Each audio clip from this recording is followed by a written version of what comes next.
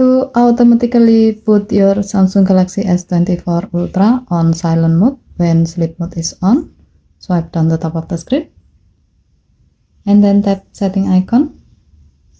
Scroll down the screen to find mode and routine. Tap mode and routine. While you are in the mode section, tap sleep. Tap other action.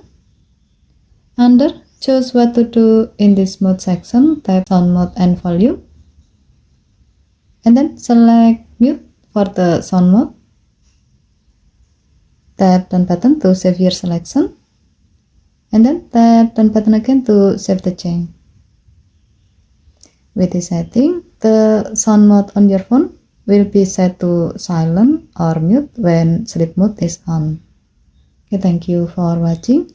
Please help to like and subscribe. Have a nice day.